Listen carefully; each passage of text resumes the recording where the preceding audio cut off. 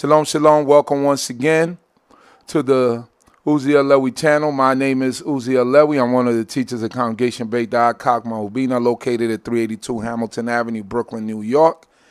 And today I have the pleasure of interviewing. Now, this interview I've been chasing down for several years. So you might have seen on my channel before, Rabbi Chief Benjamin did a semi-interview with her, but we're going to get the full story. And I also did an interview with her on Shabbat Night Talk. But now you can actually see her on my channel being interviewed, a full-length interview. I have the pleasure of introducing to everyone Emah Yehudit Samuel. How are you, Emah? I'm well. Thank God I can say I'm well. Before we start, I want to give honor to the divine intelligence of the universe. So grateful to be here. Not always 100%, but also not sick. Hallelujah. So I'm just grateful. I'm so grateful. The last time we spoke, Chief, my husband was still with us. Okay. The last time we spoke, that Friday night, leading up to Centennial, I had to put him to bed. You know, like he put children to bed? Right. I had to get him settled down because he had a habit of whenever I got on the phone or something, he'd start talking loud. He wanted your attention. Exactly. And it was so cute. It was so cute. And people used to wonder what was going on. I said, it's okay. He wants my attention. Quiet. He said, he and I both sitting on the couch quiet. As soon as I get on the phone, he would start. Well, that's the last time we spoke. That was August 2019. Okay. That's a great. So since we on that topic, as you know, Emah, so some of you might not know that Emah did lose her husband. If you don't mind me asking, how long did you and your husband and can you give us his name? Can you give the audience his name? How long were you together and what was his name? We were married 55 years. We were together 56 years and married 55 years. 55 years. 55 years. And people ask me a lot of times, sometimes I have trouble wrapping my head around it. The thing about that is I never intended to be married that long. I had never intended. I approached him like I was dating. Right. Okay. And I told him so. I said, if this don't work out, I'm out.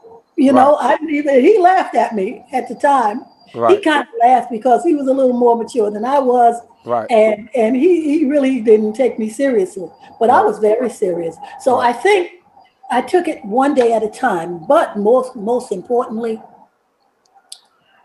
I married the coolest dude in the universe. Wow. That's a blessing.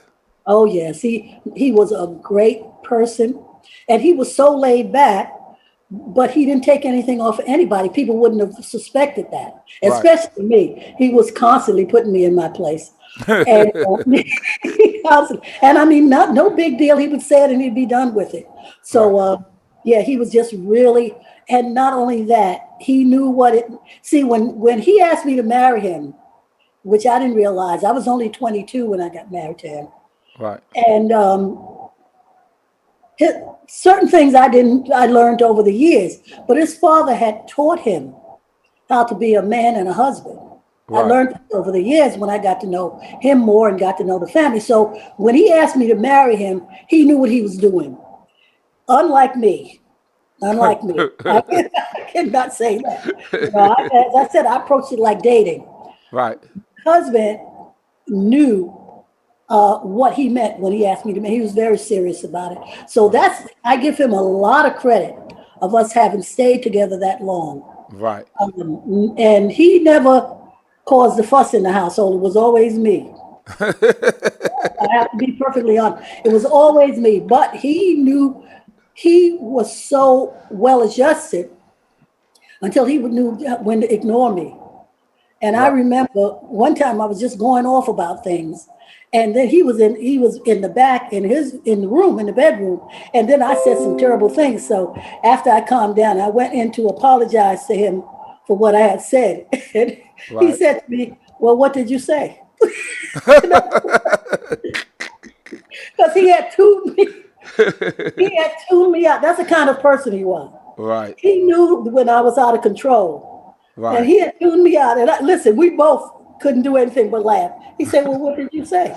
Because I said a lot of things. He said, I'm going to give her space. That's what I'm out of here, Jack. That's right. Listen, I'm not even going to respond to that foolishness. That's right. That's the kind of person he was, and and I learned to love about him that he had no problem telling me when I was wrong. Right. Sometimes he complaining about other family members, Right. etc. And he would let me go off, and then he would put me in my place, and he'd be done with it. Right. And usually it was me, and he would tell me so too.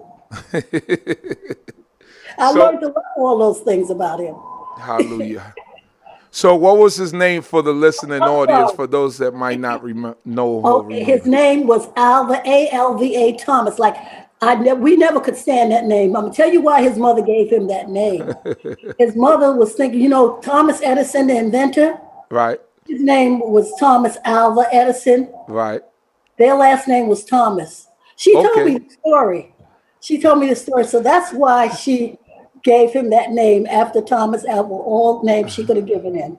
But no one knew him by that name. Okay. His name, all over Harlem, he was known by Saint, S-A-I-N-T, Saint. That's what everybody, Saint, all those years. That's what people knew him as.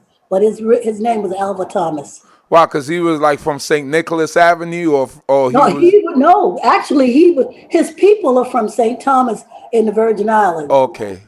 Actually, his father was born in St. John. His mother was born in St. Thomas. Okay, so they were from the Virgin. Although he was born here, let me tell you something interesting about he was on the same block that I grew up when they were the first Black family. Okay. On that block. I moved there later. Right. By the time I moved to that block, they had moved out. They had bought a house and moved out of that block. But it's a very interesting story because at that point, I didn't know him. I came to know him later because he stayed in the neighborhood. He always came back to the neighborhood. So we're both Harlemites. And we both came up our early years on the same block, but we didn't have a connection during those early years of his. Right. Okay. Or mine, actually. Okay. Mm-hmm. Okay, that's good to know. Let me just tell you one more thing about my husband before I go on. Okay, no problem. His father was a card-carrying Garveyite, so he had that kind of consciousness. That's the other thing. Okay. Because his father had the uniform and everything, So I need to tell you that about his father, which helped shape a lot of who he was. Okay. My husband, he had one brother, and it shaped who they were as men. Okay.